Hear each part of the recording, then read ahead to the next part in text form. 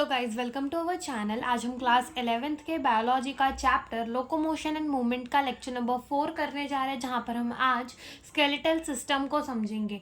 ठीक है, लेकिन इससे पहले वाले लेक्चर नंबर 3 के अंदर हमने क्या पढ़ा था, एक बार ही हम उसे फटाफट से रिवाइज करेंगे। तो वहां पर हमने स्टार्ट किया था मोटर यूनिट से कि एक मोटर यूनिट क्या होता है। तो हमने कहा था कि जो सिग्नल है मसल कॉन्ट्रैक्शन का, वो कहाँ से आता है, मोटर न्यूरॉन के थ्रू आता है। तो मोटर न्यूरॉन की नर्व एंडिंग, ठीक है, जितने मसल फाइबर के साथ इंटरैक्ट करती है, उसे हम क्या कह रहे थे, उसे हम कह रहे थे कि वो है एक मोटर यूनिट। फिर हमने देखा था कि साइनैप्टिक क्लेफ्ट देखे थे, pre synaptic, post synaptic membrane देखी थी। ठीक है, फिर हमने देखा था कि जो हमारा मेम्ब्रेन है, यानी कि जो मसल फाइबर है, जैसे जो कि हमारा क्या है, सार्कोलेमा। तो हमारे सार्कोलेमा में क्या थे, रिसेप्टर्स थे, जहाँ पर हमारे न्यूरोट्रांसमीटर जाकर बाइंड करते थे और टी ट्यूब्यूल के थ्रू जो सिग्नल थी वो पूरे के पूरे मसल फाइबर में फैल जाती थी। ठीक है, जिसके वजह से होता क्या था कि सार्कोप्लाज्मिक रेटिकुलम से निकलते थे कैल्शियम आयन, जो जाकर कहाँ बाइंड करते थे, टीपीसी, ट्रोपोनिन की एक यूनिट पर जाकर बाइंड करते थे, टीपीसी पे, जिससे क्या होता था, troponin along with the tropomyosin हट जाता था और जो एक्टिव बाइंडिंग साइट थी मायोसिन के लिए ऑन एक्टिन फिलामेंट, वो एक्सपोज्ड हो जाती थी। फिर हमने देखा था स्लाइडिंग फिलामेंट थियरी, जो कहता था कि थिन फिलामेंट, यानी कि जो पतले वाले फिलामेंट होते हैं, दे slide over the thick filament. हमने देखा था कि कैसे एटीपी प्रेजेंट होती है, एटीपी टूटती है तो एनर्जी साइज्ड हो जाता है, हेड के पास आ जाती है एनर्जी, एटीपी टूटती है एडीपी प्लस पीआई में, और जब हेड के पास एनर्जी आ जाती है तो यूजिंग द एनर्जी वो क्या बनाता है, क्रॉस ब्रिज बना देता है और एक्टिन को अंदर की तरफ खींच लेता है। ठीक है, तो एक्टिन को अंदर की तरफ खींच तो लेता है, लेकिन अब एनर्जी जो है वो खत्म हो गई। अब जब अगेन एटीपी अवेलेबल होती है तो वो क्या करता है, जब उसको एटीपी अवेलेबल होती है तो वो क्रॉस ब्रिज को तोड़ता है। हमने ये देखा था। फिर हमने देखा था कि जब कोई भी मसल जो जब रिलैक्स स्टेट में कैसे आती है, तो जब कोई भी सिग्नल नहीं आ रहा होता from the central nervous system कि मसल को कॉन्ट्रैक्ट करना नहीं है, ऐसा कोई सिग्नल नहीं आ रहा होता कि करना है, सिग्नल नहीं आ रहा होता, तो होता क्या है कि जो हमारे कैल्शियम आयन है वो फिर से कहाँ चले जाते हैं, सार्कोप्लाज्मिक रेटिकुलम में चले जाते हैं, और troponin along with the tropomyosin जाकर active binding site for myosin on the actin filament को छुपा देते हैं, जिसके वजह से वो फिर से क्रॉस ब्रिज नहीं बना पाती और हमारा मसल जो है वो रिलैक्स स्टेट में आ जाता है। फिर हमने देखा था टाइप ऑफ मसल फाइबर, जिसके अंदर हमने कहे थे रेड मसल फाइबर और white muscle fibre. Red muscle fibre reddish होते थे अपीयरेंस के अंदर, व्हाइट मसल फाइबर पेल और व्हाइटिश होते थे अपीयरेंस के अंदर। रेड मसल फाइबर के अंदर मायोग्लोबिन ज्यादा होती थी, व्हाइट मसल फाइबर के अंदर मायोग्लोबिन कम होती थी। रेड मसल फाइबर के अंदर माइटोकॉन्ड्रिया ज्यादा होते थे, व्हाइट मसल फाइबर के अंदर माइटोकॉन्ड्रिया कम होते थे। Red muscle fibre aerobic respiration करता था, white muscle fibre anaerobic respiration करता था। रेड मसल फाइबर धीरे धीरे कॉन्ट्रैक्ट करता था, बट लेकिन लंबे समय तक कॉन्ट्रैक्ट कर सकता था और वो जल्दी थकता नहीं था। ठीक है, और हमने देखा था व्हाइट मसल फाइबर जल्दी कॉन्ट्रैक्ट तो कर जाता था लेकिन इजीली थक भी जाता है, जैसे कि हमारे आई बॉल मसल। फिर हमने देखा था कि मसल फटीग क्या होता है, कि जब हम रिपीटेडली मसल का कॉन्ट्रैक्शन करते हैं तो वहाँ पे एनएरोबिक ब्रेकडाउन होता है, किसका, ग्लूकोज का, जिसकी वजह से लैक्टिक एसिड की फॉर्मेशन होती है, और जहाँ पर लैक्टिक एसिड की फॉर्मेशन हो जाती है वहीं पे क्या हो जाता है, मसल फटीग हो जाता है, यानी कि हमें थकान लगना जो है वो शुरू हो जाती है। तो इतना हमने लेक्चर नंबर 3 के अंदर पढ़ा था, और आज हम क्या पढ़ेंगे, स्केलेटल सिस्टम को पढ़ेंगे। क्या पढ़ेंगे, स्केलेटल सिस्टम। तो अब अगर हम बात करें अपने स्केलेटल सिस्टम की, तो जो स्केलेटल सिस्टम है ना, वो देखो, स्केलेटल सिस्टम जो है वो बहुत इंपॉर्टेंट रोल प्ले करता है हमारे लोकोमोशन के लिए, हमारे मूवमेंट के लिए। देखो, इमेजिन करो कि तुम खाना चबा रहे हो लेकिन तुम्हारे पास जो है वो जॉ बोन है ही नहीं। और मान लो कि तुम चलना चाहते हो लेकिन तुम्हारे बॉडी के अंदर स्केलेटल सिस्टम है ही नहीं, तो सोचो तुम्हारी बॉडी कैसे एकदम लचीली हो जाएगी। ठीक है, ऑगी एंड द कॉकरोचेस में जिससे कॉकरोच के एकदम चिपक जाते हैं कॉकरोच। ठीक है, कॉकरोच तो चिपक ही जाते हैं, कभी कभी ऑगी भी एकदम लचीला हो जाता है। ठीक है, तो अगर हड्डी ना होती, जो हमारा स्केलेटल सिस्टम है, बोन्स ना होते, तो क्या हमारी बॉडी भी वैसे हो जाती, बिल्कुल हो जाती। तो इमेजिन कर पा रहे हो कि अगर बोन स्केलेटल सिस्टम ना होता तो हमारी बॉडी कैसी होती। इसीलिए ये जो स्केलेटल सिस्टम है ये बहुत इंपॉर्टेंट रोल प्ले करता है अपने मूवमेंट के लिए। ठीक है, तो यही हम लिखेंगे कि ये क्या करता है, play significant role, play significant role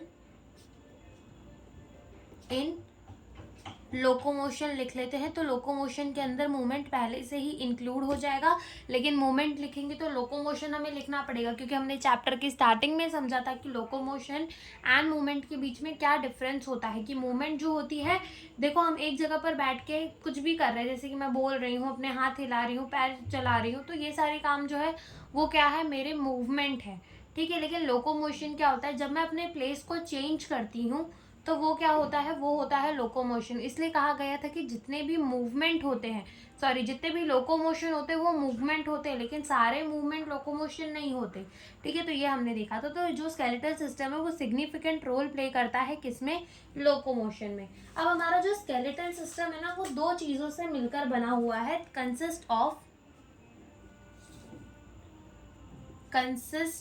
ठीक है, दो चीजों से मिलकर बना हुआ है। पहली है हमारी बोन और दूसरी है हमारी कार्टिलेज, ठीक है। पहली क्या है, हमारी बोन है, और दूसरी क्या है, हमारी कार्टिलेज। तो ये दो चीज़ों से मिलकर हमारा क्या बना हुआ है, पूरा का पूरा स्केलेटल सिस्टम बना हुआ है। जिसमें से जो हमारे बोन होते हैं ना, वो कैसे होते हैं, उनकी मैट्रिक्स जो है वो हार्ड होती है, वो नॉन प्लाएबल होते हैं, यानी कि अगर तुम उनको कंप्रेस करोगे ना तो वो कंप्रेशन झेल नहीं पाएंगे, नॉन प्लाएबल होते हैं। क्यों, क्योंकि उनके अंदर प्रेजेंट होता है कैल्शियम सॉल्ट। तो यही बात हम लिखेंगे कि इनकी मैट्रिक्स कैसी होती है, हार्ड होती है, ठीक है, हार्ड मैट्रिक्स, ठीक है। इनकी मैट्रिक्स कैसी होती है, हार्ड होती है। ये कैसे होते हैं, नॉन प्लाएबल, यानी कि कंप्रेशन को झेल नहीं सकते। कैसे होते हैं, नॉन प्लाएबल, क्योंकि ये कंप्रेशन को झेल नहीं सकते, ठीक है। क्यों ऐसे ये हार्ड मैट्रिक्स इनकी क्यों होती है, ड्यू टू क्यों होती है, कैल्शियम सॉल्ट के वजह से, ठीक है। इनके अंदर प्रेजेंट होता है कैल्शियम सॉल्ट, जिनके वजह से इनकी मैट्रिक्स कैसी होती है, हार्ड होती है, ठीक है। इनकी मैट्रिक्स कैसी होती है, हार्ड होती है। तो यही हमने कहा, हमने क्या कहा कि स्केलेटल सिस्टम जो है किसका बना हुआ है, बोन्स एंड कार्टिलेज का। जो बोन है उनकी मैट्रिक्स हार्ड होती है due to the calcium salt, और वो नॉन प्लाएबल होते हैं। वैसे अगर हम बात करें कार्टिलेज की, तो ये स्लाइटली प्लाएबल होते हैं, यानी कि ये कंप्रेशन को झेल सकते हैं, ठीक है। तो यही चीज हम लिखेंगे, ये कैसे होते हैं, स्लाइटली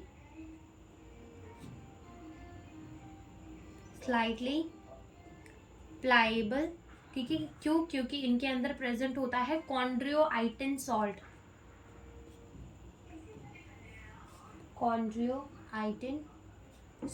इनमें क्या प्रेजेंट होता है, कॉन्ड्रियोआइटिन सॉल्ट जो है वो प्रेजेंट होता है। क्या प्रेजेंट होता है, कॉन्ड्रियोआइटिन सॉल्ट, ठीक है। तो ये हमारा कार्टिलेजन बोन हो गया। अब हमने ना, तुमने कभी ना कभी कहीं ना कहीं तो सुना होगा कि हमारी बॉडी के अंदर टोटल कितनी हड्डियां हैं, 206 हड्डियां। कितनी हड्डियां हैं, 206 हड्डियां। तो हम देखेंगे कि कहाँ पर हमारी 206 हड्डियां किस तरीके से प्रेजेंट है, किस तरीके से क्लासीफाई है, पहले वो हम देख लेते हैं, ठीक है। तो सबसे पहले हम देखेंगे अपने बोन्स। टोटल कितने बोन है हमारे पास, 206। कितने बोन है, 206, ठीक है। कितनी हड्डियां हैं हमारे बॉडी के अंदर, टोटल 206 हड्डियां, ठीक है। जिसमें से हमारी जो बोन्स है ना, वो डिवाइडेड है in axial skeleton and in the appendicular skeleton, ठीक है। किसके अंदर डिवाइडेड है, एक्सियल स्केलेटन और अपेंडिकुलर स्केलेटन। तो ये बात हम लिखेंगे, यहाँ हम लिखेंगे एक्सियल स्केलेटन और दूसरा हमारा अपेंडिकुलर स्केलेटन, ठीक है। Axial skeleton and appendicular skeleton, इन दो के अंदर हमारे जो बोन्स है वो डिवाइडेड है। अब एक्सियल स्केलेटन क्या होता है, जैसे कि हमने न्यूरल कंट्रोल एंड कोऑर्डिनेशन में पढ़ा था, हमारा सेंट्रल नर्वस सिस्टम, यानी कि वो बॉडी के सेंटर में आ रहा था, ब्रेन और स्पाइनल कॉर्ड, और पेरीफेरल, यानी कि जो बॉडी के पेरीफेरी में आ रहा था, नर्व्स सारी जो थी वो हमारे किस में आ रही थी, पेरीफेरल नर्वस सिस्टम में।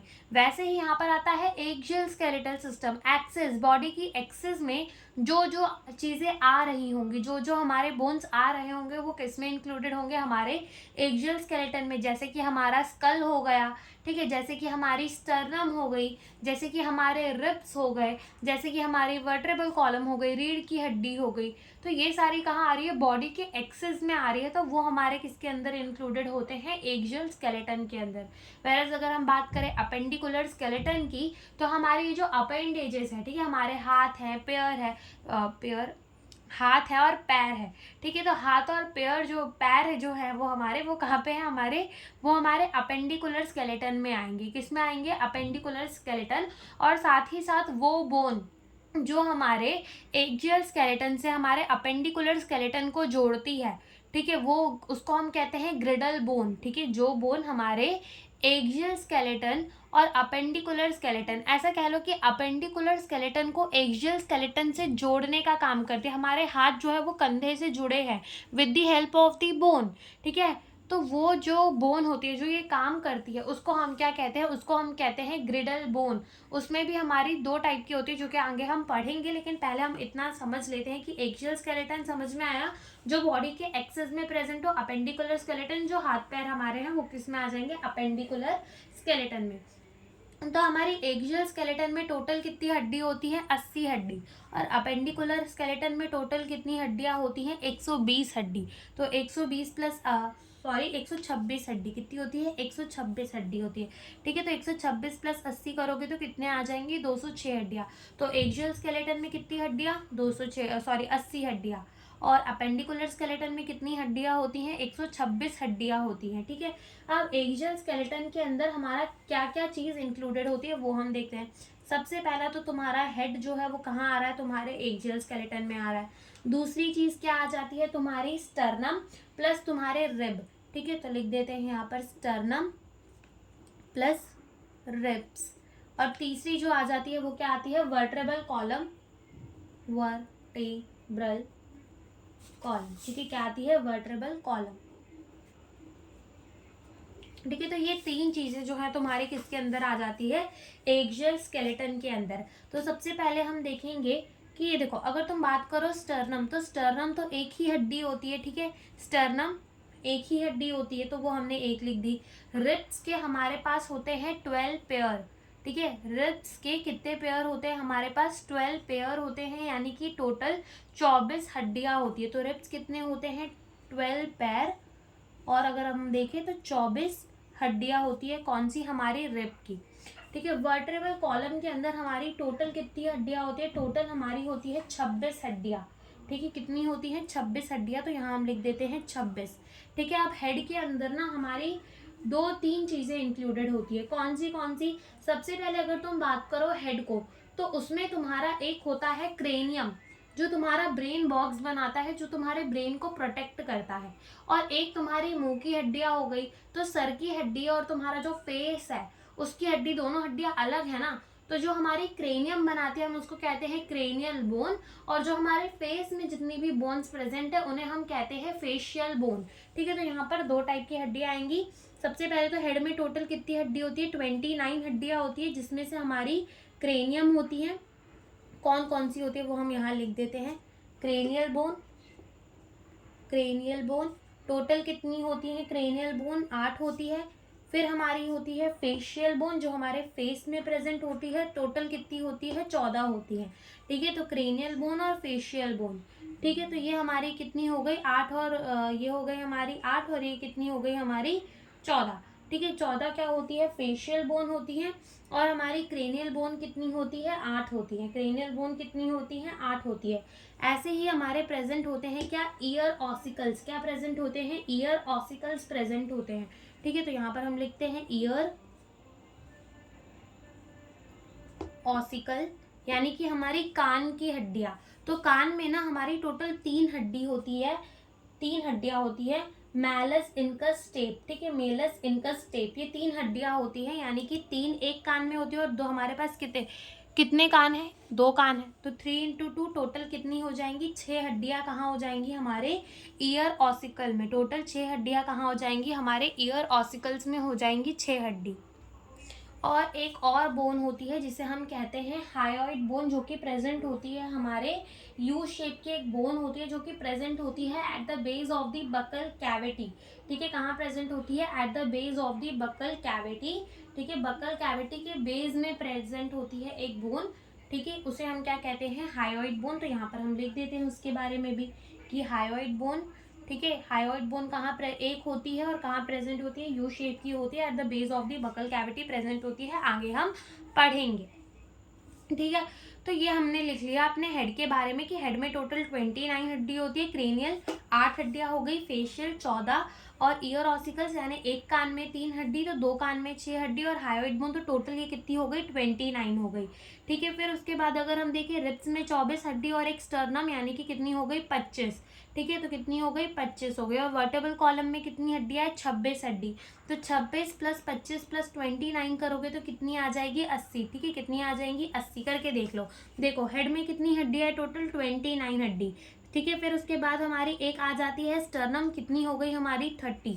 फिर उसके बाद हमारी रिब्स कितनी है 24, तो ये हो जाएगी 4 और 3 4 5 हो जाएंगी 54 हड्डियाँ। और फिर हम कर देंगे प्लस 26, तो 6 4 कितना होता है 10 और यहाँ से ये हो जाएगा 5 6 7 और ये 8, टोटल 80 हड्डियाँ हो गई। तो 80 हड्डी कहाँ प्रेजेंट होती है हमारे एक्सियल स्केलेटन के अंदर 80 हड्डियाँ होती है, जिसमें से हमारे हेड के अंदर हमारे क्रेनियल बोन्स, फेशियल बोन्स, अपना ईयर के कान के हड्डियाँ वो भी आ जाती है और हायोइड बोन भी आ जाती है। लेकिन अगर हम बात करें क्रेनियल और फेशियल, ठीक है, क्रेनियल और फेशियल बोन मिलकर हमारा क्या बनाती है स्कल, क्या बनाती है हमारा स्कल बनाती है। क्रेनियल और फेशियल बोन मिलकर क्या बनाती है हमारा स्कल बनाती है। और स्कल में टोटल कितनी हड्डियां होती हैं 22 हड्डी। ठीक है, कितनी हड्डी होती हैं 22 हड्डी। तो ये हमने पढ़ लिया एक्सियल स्केलेटन में कहाँ कहाँ कौन कौन सी हड्डी होती है। हेड में क्रेनियल बोन्स होती है 8 इन नंबर, फेशियल बोन होती है 14 इन नंबर। क्रेनियल और फेशियल बोन को मिलाकर कहा जाता है हमारा स्कल। अब अकॉर्डिंग टू दी पुरानी वाली एनसीईआरटी जो चली आ रही थी, तो उसमें क्या लिखा था कि हायोइड बोन जो है वो इंक्लूडेड है कहाँ पर स्कल पे। ठीक है, लेकिन अभी जो अपडेट हुई है उसमें जो एनसीईआरटी की लाइन है, a single U shape bone called hyoid bone is present at the base of the buccal cavity, it is also included in skull, ऐसा लिखा था। लेकिन अब क्या हो चुका है it is not included in the skull। तो ये बात याद रखना कि this is not included in the skull। Skull में सिर्फ क्या क्या इंक्लूडेड है क्रेनियल और फेशियल बोन, टोटल 22 हड्डियां हमारे स्कल की हो जाती है। ईयर ऑसिकल्स में 3 हड्डी होती है, मेलस इनकस टेप, तो एक कान में 3 हड्डी, 2 कान में 6 हड्डी, तो 6 हड्डी हो गई और हायोइड बोन हो गए। वर्टेबल कॉलम में 26 हड्डी, स्टर्नम एक अकेला होता है और हमारे रिब्स के 12 पेयर होते हैं, तो 24 हड्डियां हमारे रिब्स में प्रेजेंट होगी। तो ये हमने क्या पढ़ लिया, ये हमने पढ़ लिया हमारे एक्सियल स्केलेटन को। किसको पढ़ लिया हमने, अपने एक्सियल स्केलेटन को। ठीक है, तो एक्सियल स्केलेटन समझ में आया। अभी हम इसको एक एक करके भी अच्छे से पढ़ेंगे, लेकिन अभी हमने इतना इस नंबर को टोटल देखने के लिए कि कहाँ हमारी 206 हड्डियां हैं वो काउंट हम कर रहे हैं। फिर उसके बाद आती है हमारी अपेंडिकुलर स्केलेटन। तो अपेंडिकुलर स्केलेटन में आते हैं हमारे ग्रिडल बोन और साथ ही साथ क्या आते हैं हमारे लिम्ब बोन। ठीक है, कौन से आते हैं ग्रिडल बोन, साथ ही साथ आ जाते हैं हमारे लिम्ब बोन, जिसमें से ग्रिडल बोन जो होता है एक होता है पेक्टोरल ग्रिडल और एक होता है हमारा पेल्विक ग्रिडल। ठीक है, तो पेक्टोरल ग्रिडल क्या होता है, जो बोन हमारे हाथ को, ठीक है, हमारे हाथों की हड्डियों को जोड़ती है विद द एक्सियल स्केलेटन, वो हमारी होती है पेक्टोरल ग्रिडल। तो एक पेक्टोरल ग्रिडल हमारे एक साइड में होती है, एक हाथ को जोड़ रही होती है, और दूसरी पेक्टोरल ग्रिडल हमारे दूसरे हाथ को जोड़ रही होती है। एक पेक्टोरल ग्रिडल के अंदर 2 हड्डी होती है, तो 2 पेक्टोरल ग्रिडल के अंदर कितनी हड्डियां होंगी 4 हड्डी होंगी, जो कि आगे हम देखेंगे। वेरएज अगर हम बात करें पेल्विक ग्रिडल की, तो जो हमारे पैरों को जोड़ रही है विद द एक्सियल स्केलेटन, ठीक है, वो हमारी होती है पेल्विक ग्रिडल, जिसके अंदर सिर्फ 2 ही हड्डियां प्रेजेंट होती है। तो 4 2 कितनी हो गई 6, तो 6 हमारी क्या होती हैं ग्रिडल बोन होती है। वेरएज अगर हम बात करें लिम्ब बोन की, तो वहां पर हमारी एक होती है फोरलिम्ब और एक होती है हमारी हाइंड लिम्ब। फोरलिम्ब का मतलब होते हैं हमारे हाथ और हाइंड लिम्ब का मतलब होते हैं हमारे पैर। ठीक है, तो एक हाथ में हमारी 30 हड्डियां होती है, तो 2 हाथ में टोटल कितनी हो जाएंगी 60 हड्डियां। सेम एक पैर में अगर हमारी एक पैर में एक लेग में, ठीक है, कितनी हड्डियां होती है 30, तो 2 पैर है हमारे पास, तो 2 पैर में कितनी हो जाएंगी 60 हड्डी। 60 कितनी होती है 120, तो लिम्ब बोन हमारी कितनी आ गई 120 प्लस 6 करेंगे तो 126 हमारी क्या आ जाती है अपेंडिकुलर स्केलेटन। 126 हमारी क्या आ जाती है अपेंडिकुलर स्केलेटन। तो ये हमारी बोन्स की क्लासिफिकेशन थी कि हमारी बोन्स जो है वो कितनी और कहाँ प्रेजेंट है वो हमने देख लिया। और अब हम क्या करते हैं, अब हम अच्छे से स्कल को समझते हैं, अपने क्रेनियल और फेशियल बोन को समझते हैं, हम अपने हायोइड बोन को समझते हैं, हम अपने ईयर ऑसिकल्स को समझते हैं, और हम स्टर्नम प्लस रिप को कर लेंगे, और वर्टेब्रल कॉलम जो है वो हम आज ही कर लेंगे या फिर देखते हैं नेक्स्ट लेक्चर में कर लेंगे, देखते हैं अभी। तो सबसे पहले हम पढ़ेंगे क्रेनियल बोन्स को। कौन से बोन्स को पढ़ेंगे? Cranial bones. ठीक है, क्रेनियल बोन्स पढ़ेंगे जो कि कितने होते हैं? 18 नंबर क्रेनियल बोन्स। इसका मतलब क्या बनाते हैं? ये बनाते हैं क्रेनियम, यानी कि ये क्या बनाते हैं? ब्रेन बॉक्स को बनाने का काम करते हैं। तो हम लिखेंगे फॉर्म ब्रेन बॉक्स। ठीक है, ब्रेन बॉक्स को बनाने का काम करते हैं हमारे क्रेनियल बोन। अब क्रेनियल बोन हमने कहा कि टोटल कितने होते हैं? 8 होते हैं। क्रेनियल बोन कितने होते हैं? टोटल हमारे 8 क्रेनियल बोन्स होते हैं। तो सबसे पहले हम सारे 8 के 8 का क्या लिखेंगे? नाम लिखेंगे। तो सबसे पहला जो क्रेनियल बोन होता है वो होता है फ्रंटल बोन, यानी कि जो तुम्हारा सिर है जहाँ पर तुम चंदन टीका लगाते हो, ठीक है, जहाँ पर चंदन लगाया जाता है, टीका लगाया जाता है, तो वो क्या है तुम्हारा, वहां पर तुम्हारा क्या प्रेजेंट होता है? Frontal bone. फ्रंट में प्रेजेंट है एकदम तुम्हारे, तो वो तुम्हारा क्या हो जाता है? Frontal bone. फ्रंटल बोन, ठीक है, जो कि कितना होता है? एक ही होता है। ठीक है, कितना होता है? एक ही होता है। दूसरे होते हैं तुम्हारे पैराइटल बोन। कौन से वाले बोन होते हैं? Parietal bone. Parietal bone. अब अगर तुम अपनी एनसीईआरटी के डायग्राम में देखोगे तो वहां पर तुम्हें पैराइटल बोन जो है वो लेबल करके दिया हुआ है। ठीक है, यानी कि तुम्हारे फ्रंटल बोन के डायरेक्ट पीछे, फ्रंटल बोन के डायरेक्ट पीछे जो बोन है वो तुम्हारी कौन सी बोन है? पैराइटल बोन है। कौन सी बोन है? पैराइटल बोन है। अब एनसीईआरटी में साइड से डायग्राम दिया हुआ है। एनसीईआरटी में कैसे डायग्राम दिया हुआ है? साइड से। ठीक है, तो एक पैराइटल बोन तुम्हारे एक तरफ होता है, दूसरा पैराइटल बोन तुम्हारे दूसरे तरफ होता है, यानी कि टोटल 2 पैराइटल बोन होते हैं। कितने पैराइटल बोन होते हैं? 2 पैराइटल बोन होते हैं। अगर तुम देखो तो ये देखो, ये तुम्हारी क्या है? फ्रंटल बोन है, जो कि कितनी होती है? ओनली 1 इन नंबर। ये साइड की जो तुम्हारी बोन है, फ्रंटल बोन के डायरेक्ट बाद जो तुम्हारी बोन है वो क्या है? पैराइटल बोन है। तो एक पैराइटल बोन यहाँ है और दूसरी पैराइटल बोन तुम्हारी दूसरे साइड होगी, तो 2 पैराइटल बोन होती है, लेकिन फ्रंटल बोन एक ही होती है, तो पैराइटल बोन 2 होती हैं। फिर अगर तुम तीसरा बोन जो देखना चाहोगे वो होगा तुम्हारा टेम्पोरल बोन। तो ये जो टेम्पोरल बोन होता है वो कहाँ होता है? कान के पास होता है। तो एक कान के पास एक टेम्पोरल बोन हो जाएगा और दूसरे कान के पास दूसरा, यानी कि टेम्पोरल बोन भी कितने होते हैं? 2 इन नंबर। और लास्ट में एक होता है ऑसिपिटल बोन। तो ये जो ऑसिपिटल बोन है दिस, ठीक है, ये भी कितना होता है? सिंगल इन नंबर, एक ही होता है हमारा ऑसिपिटल बोन भी। तो हमने लिख लिया पैराइटल बोन कितने होते हैं? 2 इन नंबर। अब लिखेंगे टेम्पोरल बोन कितने होते हैं? Again 2 in number. फिर उसके बाद हमारा क्या आता है? Occipital bone. ऑसिपिटल बोन जो कि कितना होता है? ओनली 1 इन नंबर। ठीक है, अब ये कितने हो गए? 1 2 3 4 5 6, 6 बोन हो गए। अब तुम सोच रहे होगे 7वां और 8वां बोन तो जो है तुम्हारे, तुमको क्रेनियम में दिख ही नहीं रहा। तुम्हारे जो क्रेनियम है, यानी कि जो तुम्हारा ब्रेन बॉक्स है, वहां पर तो तुम्हें दिख ही नहीं रहा होगा। तो वो 2 बोन और कौन से होते हैं? तो वो होते हैं स्पेनॉइड और इथमॉइड बोन। कौन से होते हैं? स्पेनॉइड और इथमॉइड बोन, जो कि अंदर की तरफ प्रेजेंट होते हैं। ये हमें दिखते नहीं, लेकिन जब तुम डाइसेक्शन करके देखोगे स्कल का तब तुम्हें वहां अंदर की तरफ दिख जाएंगे वो 2 बोन, जो कि कहाँ इंक्लूडेड होते हैं? क्रेनियल बोन्स के अंदर ही इंक्लूडेड होते हैं, स्पेनॉइड और इथमॉइड बोन। ठीक है, तो हम लिखेंगे स्पेनॉइड बोन। ठीक है, तो स्पिनॉइड बोन कितना होता है? 1 इन नंबर। अब इस स्पिनॉइड बोन के पास ना एक कैविटी होती है जिसको हम कहते हैं सेला टर्सिका। ठीक है, कैविटी होती है जिसको हम कहते हैं सेला टर्सिका। जैसे कि मान लो ये हम अपना स्पिनॉइड बोन बना रहे हैं, ठीक है, तो यहाँ पर ये हमने क्या मान लिया? बना दो, मान लो क्या बना दिया है? Sphenoid bone. तो इसमें एक कैविटी होती है। ठीक है, तो हम लिखेंगे कि has cavity.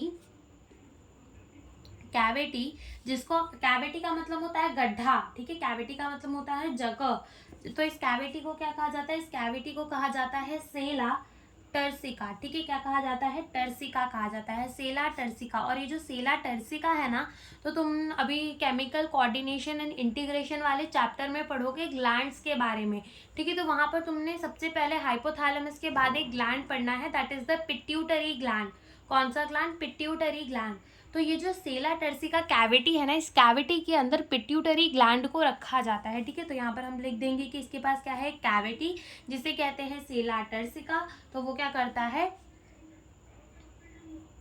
Placed pituitary gland के इस सेला टर्सिका, ये जो कैविटी है स्फिनॉइड बोन की, वहां क्या रखा जाता है, पिट्यूटरी ग्लैंड को रखा जाता है, पिट्यूटरी ग्लैंड, ठीक है। क्या रखा जाता है इस सेला टर्सिका के अंदर, पिट्यूटरी ग्लैंड को जो है वो रखा जाता है। तो स्फिनॉइड बोन हो गई, और एक हमारी बचती है, that is the ethmoid bone, ethmoid bone. तो ये जो इथमॉइड बोन होती है ये कितनी होती है, ओनली 1 इन नंबर। और ये जो इथमॉइड बोन होती है, दिख तो रही नहीं तुम्हें, मतलब जो तो हमारे एनसीईआरटी में समझ नहीं आ रहा होगा, क्योंकि वो बाहर से नहीं दिखती, वो अंदर से दिखती है हमें। तो ये जो इथमॉइड बोन होती है ये रूफ होती है, रूफ का मतलब होता है छत, जैसे तुम्हारे घर की रूफ, ठीक है, यानी कि क्या है उसका, तुम्हारे घर का जो ऊपर का हिस्सा है रूफ, उसे क्या कहते हैं, रूफ। तो ये जो इथमॉइड बोन है ये भी क्या है, ये इथमॉइड बोन जो है वो रूफ है, लेकिन किसकी, नेजल चेम्बर की, किसकी है, नेजल चेम्बर की। तो लिखेंगे हम ये क्या है, रूफ ऑफ नेजल चेम्बर, ठीक है, this is the roof of the nasal chamber. तो ये देखो 1 2 3 4 5 6 7 और 8, तो 8 हमारे क्या क्रेनियल बोन्स हो गए, बिल्कुल हो गए। तो ये हमने पढ़ लिया किसके बारे में, अपने क्रेनियल बोन्स के बारे में, जो कि हमारा क्या बनाते हैं, ब्रेन बॉक्स बनाते हैं। लेकिन यहाँ पर ऑसिपिटल बोन की हमें थोड़ी सी एक्स्ट्रा जानकारी, यानी जो हमारे एनसीईआरटी में तो दी हुई है वो हमें जाननी होगी, कि मान लो ये हम क्या बना रहे हैं, अपना ऑसिपिटल बोन बना रहे हैं, ऑसिपिटल बोन, ठीक है। तो ये ऑसिपिटल बोन है ना, वो कुछ ऐसा दिखता है, जैसे कि अगर तुम अपने एनसीईआरटी में देखोगे तो वो ऐसे तुम्हें दिखाया गया है। लेकिन मान लो हम उसको नीचे से देख रहे हैं, तो वो हमें कुछ ऐसा सा दिखेगा,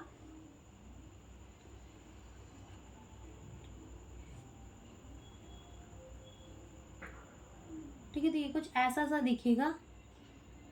तो ये मान लो हमने क्या बनाया है, ऑसिपिटल बोन बनाया है। तो ये ऑसिपिटल बोन में एक ओपनिंग होती है, ये ओपनिंग जो है ना, इसे हम क्या कहते हैं, इसे हम कहते हैं फोरामेन मैग्नम। क्या कहते हैं, फोरामेन मैग्नम कहते हैं, फोरामेन मैग्नम कहते हैं। अब होता क्या है कि देखो, हमने कहा कि क्रेनियम जो है हमारा, ठीक है, वो क्या होता है, ब्रेन बॉक्स होता है, जिसके अंदर हमारा ब्रेन जो होता है वो प्रोटेक्टेड होता है। अब ब्रेन से क्या निकलती है, हमारी स्पाइनल कॉर्ड निकलती है, क्या निकलती है, स्पाइनल कॉर्ड। तो वो देखो स्कल है, तो अब स्कल से स्पाइनल कॉर्ड कैसे निकल रही होगी, खुद सोचो एक बार, इमेजिन करो कि स्कल है, ब्रेन है अंदर, फिर उसमें क्या हो रहा है, हमारे स्कल ऊपर से चढ़ी हुई है और नीचे से हमारा स्पाइनल कॉर्ड निकल रहा है, तो कैसे निकल रहा होगा। तो यही वो जगह होती है, दैट इज फोरामेन मैग्नम, जहां से हमारा स्पाइनल कॉर्ड निकलता है, ठीक है, जहां से हमारा क्या निकलता है, स्पाइनल कॉर्ड निकलता है। तो यहाँ से क्या होता है, मेड्यूला पास करता है and join with the spinal cord, medulla passes and join with spinal cord, ठीक है, स्पाइनल कॉर्ड के साथ जाकर जुड़ जाता है। तो इसको हम कहते हैं फोरामेन मैग्नम। और ये जो तुम्हें थोड़ी सी ये जो ऊपर ऐसी निकली हुई चीजें दिख रही है, उसे हम क्या कहते हैं, एनसीईआरटी के अंदर लेबल भी किया हुआ है, अगर तुम देखो तो उसे हम कहते हैं ऑसिपिटल कॉन्डाइल, ठीक है, क्या कहते हैं, ऑसिपिटल कॉन्डाइल कहते हैं। तो ये जो ऑसिपिटल कॉन्डाइल है वो क्या करते हैं, जॉइंट बनाते हैं। जैसे कि मान लो ये हमारी क्या है, ये हमारी वर्टेब्रल कॉलम है और ये हमारी क्या है, स्कल है। तो ये जो स्कल जो है हमारी रीढ़ की हड्डी के ऊपर रखी हुई होती है, तो वो इसके थ्रू रखी हुई होती है, ठीक है, इसके थ्रू रखी हुई होती है। यानी कि ये जो हमारे 2 ऑसिपिटल कॉन्डाइल, ठीक है, तो कॉन्डाइल जो है ये क्या करते हैं, फॉर्म जॉइंट विद द, ये जॉइंट बनाते हैं विद द, किसके साथ जॉइंट बनाते हैं, हमारे फर्स्ट सर्वाइकल वर्टेब्रे के साथ क्या करते हैं, जॉइंट बनाते हैं। आगे हम वर्टेब्रेस को भी पढ़ेंगे सारे अपने रीढ़ की हड्डियों को, तो वहां पर हम इसे समझ लेंगे। तो हम लिखेंगे form joint with first cervical vertebra, ठीक है, form joint with the first cervical vertebra, ठीक है। इसीलिए हम अपने जो स्कल है उसको क्या कह देते हैं, डायकॉन्डाइलिक स्कल। क्या कह देते हैं, डायकॉन्डाइलिक स्कल कह देते हैं। ठीक है, तो यहाँ पर हम लिख देते हैं कि इसी को हम क्या कह देते हैं, डायकॉन्डाइलिक स्कल। क्या कह देते हैं, डायकॉन्डाइलिक स्कल कह देते हैं। क्या कह देते हैं, डायकॉन्डाइलिक स्कल कह देते हैं। ठीक है, तो ये हमारे तो क्रेनियल बोन्स हो गए सारे। अब हम पढ़ेंगे फेशियल बोन्स के बारे में। फेशियल बोन, तो टोटल कितने होते हैं हमारे फेशियल बोन, 14 इन नंबर, जिसमें से सबसे पहला जो हमारा आता है दैट इज द लेक्राइमल। क्या आता है, लेक्राइमल बोन, जो कि कितने होते हैं, 2 इन नंबर। अब ये लेक्राइमल बोन तुम अगर एनसीईआरटी में देखोगे तो लेबल तो किया हुआ है लेक्राइमल बोन को, लेकिन एक्चुअली में लेक्राइमल बोन जो है वो क्या होते हैं, ऑर्बिट ऑफ द आई, यानी कि जहाँ पर तुम्हारी आंखें रखी हुई हैं। ठीक है, जिस जगह पर तुम्हारी आंखें रखी हुई है, ठीक है, जैसे कि अगर तुम स्कल देखोगे तो स्कल में भी तुम्हें एक ऑर्बिट दिखती है, गड्ढा दिखता है, जहाँ पर उसकी आंखें इंसान की रखी हुई होंगी। ठीक है, तो वो ऑर्बिट ऑफ द आई जो होता है ना, आंख रखने की जगह, ऑर्बिट ऑफ द आई, उसी को हम क्या कहते हैं, लेक्राइमल बोन। अब जब 2 आंखें हैं तो 2 ही लेक्राइमल बोन होंगी, तो लेक्राइमल बोन कितनी होती है, 2, और हम लिख देते हैं ये क्या होती है, ऑर्बिट ऑफ आई। ठीक है, ये क्या होती है, ऑर्बिट ऑफ दी आई, वो हमारी क्या होती है, लेक्राइमल बोन। ठीक है, तो ये हमारी हो गई क्या, लेक्राइमल बोन। उसके बाद आती है हमारी नेजल बोन। कौन सी बोन आती है, nasal bone, which is again 2 in number. तो जो हमारे नोज का ब्रिज होता है, ठीक है, जो हमारा ब्रिज होता है नोज का, वो कौन बनाता है, हमारा नेजल बोन बनाता है। तो ये भी कितना होता है, 2 इन नंबर। तो ये हमारा क्या बनाता है, ब्रिज ऑफ नोज। ठीक है, हमारे नोज की ब्रिज बनाने के काम आता है। फिर उसके बाद हमारा आता है जाइगोमैटिक बोन। कौन सा आता है हमारा, जाइगोमैटिक बोन। ठीक है, अभी जाइगोमैटिक बोन भी कितने होते हैं, 2 होते हैं, क्योंकि इन्हें हम कहते हैं चीक बोन।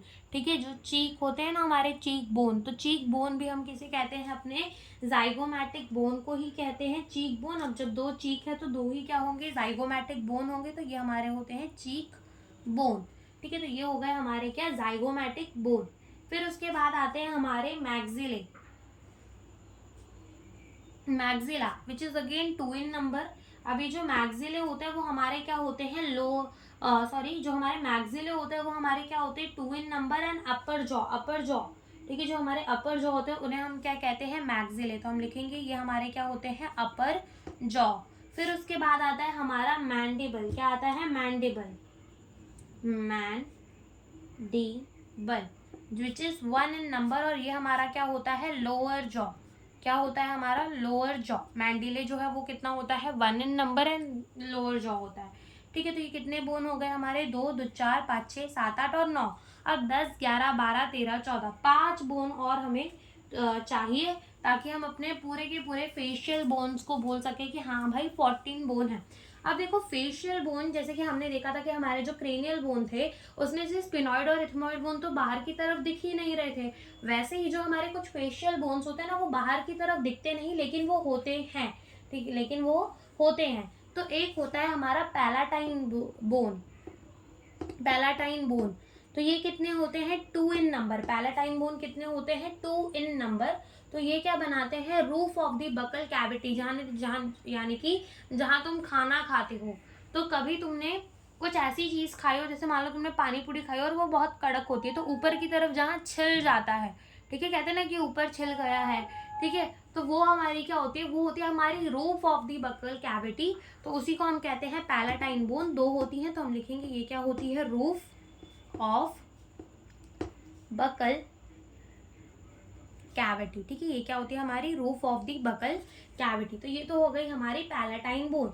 फिर उसके बाद हमारा होता है वोमर, जो कि एक ट्रायंगुलर बोन होता है, वो भी हमारे फेशियल बोन्स में ही इंक्लूडेड होता है। तो हम लिखेंगे वोमर, जो कि हमारा एक 1 इन नंबर होता है, और ये कैसा होता है, ट्रायंगुलर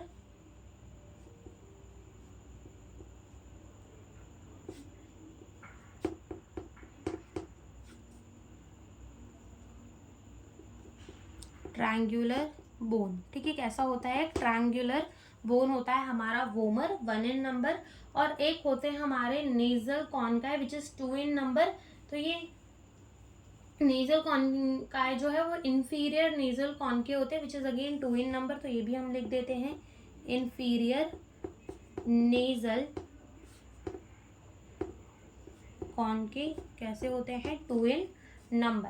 तो ये हमारे क्या हो गए, ये हमारे हो गए फेशियल बोन 2, 2, 4, 5, 6, 7, 8, 9, 10, 11, 12 और उसके बाद 13 और 14, तो टोटल 14 फेशियल बोन्स हमारे हो गए। तो ये 14 फेशियल बोन है जिसमें हायोइड बोन जो है वो नहीं इंक्लूडेड होगा, ठीक है, नहीं इंक्लूडेड होगा। तो हम देख लेते हैं एक बार एनसीईआरटी में कि ये सारे बोन्स जो है वो हमारे एक्चुअली में है कहाँ।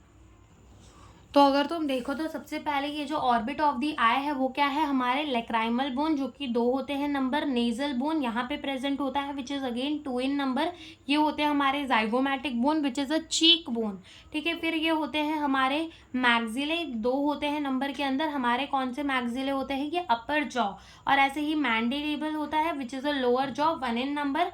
ओके तो ये हमारे क्या होते हैं, फेशियल बोन्स होते हैं, वोमर आ गया, फिर उसके बाद हमारा पैलेटाइन बोन हो गया और हमारा इंफीरियर नेजल कॉन्के हो गए। तो ये सारे बोन्स जो होते हैं वो हमारे फेशियल बोन्स के अंदर इंक्लूडेड रहते हैं।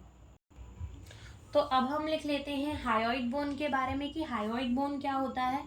हायोइड बोन, तो हायोइड बोन जो होता है वो क्या होता है, U shape bone, U shape bone, ठीक है, U shape bone at the base, कहाँ प्रेजेंट होता है, at the base of buccal cavity, buccal cavity के बेस यानी कि नीचे की तरफ प्रेजेंट होता है, वो क्या होता है, hyoid bone which is 1 in number, ठीक है। नंबर के अंदर वो कितना होता है, एक ही होता है और not included in skull, not included in skull, skull के अंदर हमारा इंक्लूडेड नहीं होता हायोइड बोन। फिर उसके बाद हम देखेंगे ईयर ऑसिकल्स को, ईयर ऑसिकल्स को। अब ईयर ऑसिकल्स, एक कान में 3 हड्डियां, तो 2 कान में टोटल कितनी होती है, 3 2 6 यानी कि 6 हड्डियां होती है। और ईयर ऑसिकल्स में 3 कौन कौन सी हड्डी होती है वो हम देखते हैं। एक होती है मेलस, एक होती है इनकस और एक होती है स्टेप, ठीक है। मेलस, इनकस और स्टेप, और तीनों एक एक ही होती है नंबर के अंदर, मेलस, इनकस, स्टेप, ठीक है। तो अगर तुम देखो तो ये कुछ डायग्राम ऐसा सा दिखता है,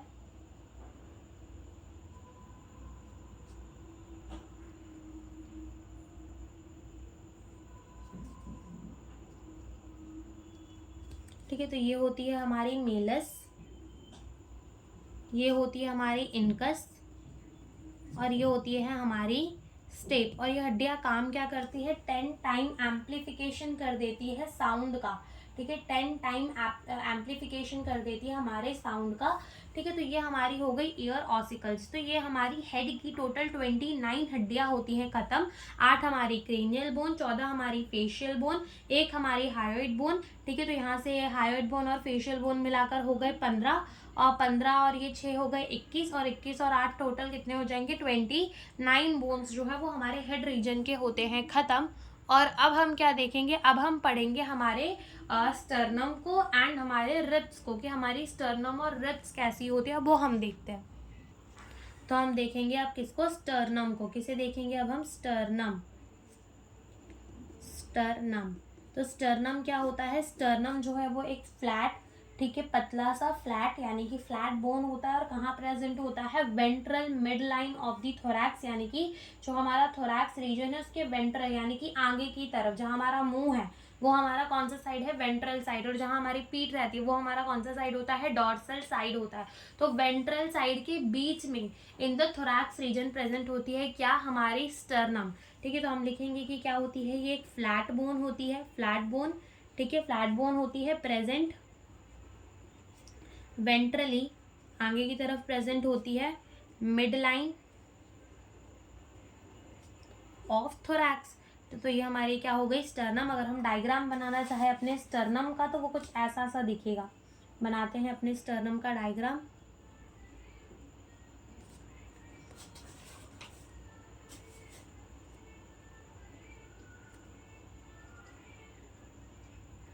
ये तो कुछ ऐसा सा हमारा जो स्टर्नम है वो दिखता है, ठीक है, स्टर्नम कुछ ऐसा सा दिखता है। और अब हम पढ़ेंगे किसे, रिब्स को। अब हम किसे पढ़ेंगे, रिब्स को। तो अब हम पढ़ेंगे किसे, रिब्स को, जो कि कितनी होती हैं, 12 पेयर होती हैं, ठीक है, कितनी होती है 12 पेयर, यानी कि टोटल हमारी कितनी होती है 24 रिब्स होती हैं। टोटल हमारी कितनी होती है 24 रिब्स होती हैं।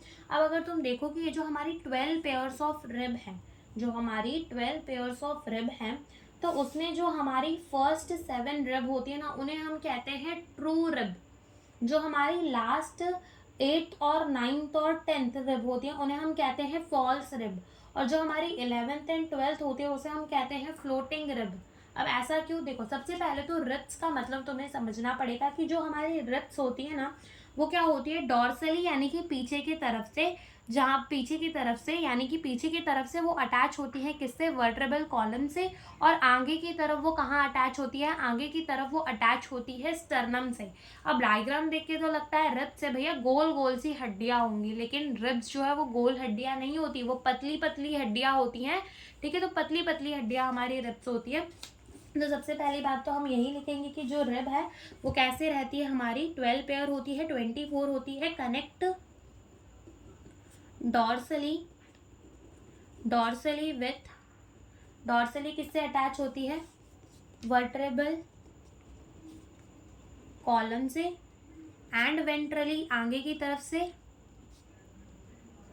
Ventrally with sternum. ठीक है, आगे की तरफ से किससे अटैच होती है, विथ स्टर्नम। वेंट्रली जो है वो स्टर्नम से अटैच होती है, पीछे की तरफ वो किससे अटैच होती है, वर्टेब्रल कॉलम से, and ventrally they are attach to the sternum. तो वो हमारी क्या होती है, रिब्स होती है। ठीक है, रिब्स होती है। अगर हम देखें कि जैसे मान लो ये तुम्हारी क्या है, वर्टेब्रल कॉलम, ये तुम्हारी क्या है, स्टर्नम। अब पूरा डायग्राम तुम वैसे नहीं बना पाएंगे, जैसे मान लो पीछे से ऐसे आई और आगे से किससे जुड़ जाती है, स्टर्नम से। पीछे से ऐसे आई, आगे किससे जुड़ जाएगी, स्टर्नम से। ठीक है, तो कुछ इस तरीके से जो हमारी रिब्स है वो कहाँ होती है, प्रेजेंट होती है। टोटल कितनी होती है, 12 पेयर ऑफ दी रिब होती है हमारी। टोटल कितनी होती है, 12 पेयर ऑफ दी रिब होती है। तो वो कुछ इस तरीके से जो है वो प्रेजेंट होते हैं। अब हम पूरा डायग्राम तो बना नहीं सकते, तो ऐसे ही समझ लो कि कुछ इस तरीके से हमारी रिब्स जो है वो प्रेजेंट होती हैं। अब जो हमारे रिब्स हैं उन्हें हम कहते हैं बायसेफेलिक रिब। ठीक है, क्यों कहते हैं बायसेफेलिक रिब। अब इसको हम बायसेफेलिक रिब क्यों कहते हैं, बाय का मतलब होता है टू और सेफेलिक का मतलब होता है हेड, यानी कि इसके पास क्या होते हैं, दो हेड होते हैं। यानी कि जैसे कि समझो ये हमने क्या बनाया, अपना एक सेक्शन बना लिया किसका, वर्टेब्रल कॉलम का। ठीक है, तो ये जो हमारा मान लो ये क्या है, वर्टेब्रल कॉलम है। तो अब यहाँ पे क्या होगा कि जो हमारी रिब्स होंगी ना वो कुछ इस तरीके से, ठीक है, ये इससे जुड़ी हुई होंगी। ठीक है, ये जुड़ी हुई होंगी, हमने थोड़ा दूर बनाया है। ऐसे पीछे से जुड़कर वर्टेब्रल कॉलम से कहाँ आएंगी, आगे की तरफ, जहाँ पर क्या प्रेजेंट होगा, हमारा स्टर्नम प्रेजेंट होगा। ठीक है, क्या प्रेजेंट होगा, स्टर्नम। तो पहले हम लिख देते हैं कि ये हमारा क्या है, वर्टेब्रे, और ये हमारी क्या है, रिब है। ठीक है, ये हमारी क्या है, रिब है। और ये हमारी रिब्स के ना एंड में प्रेजेंट होता है क्या, कार्टिलेज। क्या प्रेजेंट होता है, कार्टिलेज प्रेजेंट होता है। ठीक है, तो यहाँ पर क्या प्रेजेंट होता है, कार्टिलेज। और कौन सा कार्टिलेज प्रेजेंट होता है, हेलाइन कार्टिलेज। कौन सा कार्टिलेज प्रेजेंट होता है, हेलाइन कार्टिलेज जो है वो प्रेजेंट होता है, जो कि इसको क्या करता है, कनेक्ट करवाने में हेल्प करता है विथ स्टर्नम। ठीक है, कनेक्ट करवाने में हेल्प करता है विथ स्टर्नम कार्टिलेज। ठीक है, तो हेलाइन कार्टिलेज प्रेजेंट होता है जो कि इसको कनेक्ट करवाने में हेल्प करता है किसके साथ, स्टर्नम के साथ। तो अगर तुम देखो तो यहाँ पर दो हेड्स देखने को मिल रहे हैं हमारे रिब्स के, इसीलिए हम इसको क्या कह देते हैं, इसीलिए हम इसको कह देते हैं कि हमारी रिब्स जो है वो कैसी है, बायसेफेलिक है। कैसी रिब्स है हमारी, बायसेफेलिक रिब्स है। तो हमने कहा कि हमारे पास टोटल कितने पेयर्स ऑफ रिब होती है, 12 पेयर ऑफ रिब होती है, जिसमें से हमारी फर्स्ट से लेकर 7th पेयर, ठीक है, फर्स्ट से लेकर 7th पेयर जो होती है उन्हें हम क्या कहते हैं, ट्रू रिब। क्या कहते हैं, ट्रू रिब। अब ट्रू रिब क्यों कहते हैं, बिकॉज दे आर डॉर्सली, यानी कि पीछे की तरफ से attach with vertebral column and ventrally with sternum. ठीक है, वेंट्रली यानी कि आगे की तरफ से वो किससे अटैच होती है, स्टर्नम के साथ अटैच होती है, with the help of the हेलाइन cartilage, with the help of हेलाइन cartilage, तो उसे हम क्या कह देते हैं, ट्रू रिब कह देते हैं। फिर आती है हमारी कौन कौन सी, 8th, 9th और 10th पेयर ऑफ रिब, जिसे हम कहते हैं फॉल्स रिब। क्या कहते हैं, फॉल्स रिब कहते हैं। अब क्यों फॉल्स रिब के साथ साथ हम इसको एक और नाम देते हैं, दैट इज इसको हम कहते हैं फॉल्स रिब, तो हम कहते हैं और साथ में इसका एक और नाम है, दैट इज वर्टेब्रोकॉन्ड्रल रिब। क्या कहते हैं, वर्टेब्रोकॉन्ड्रल रिब, यानी कि फॉल्स रिब।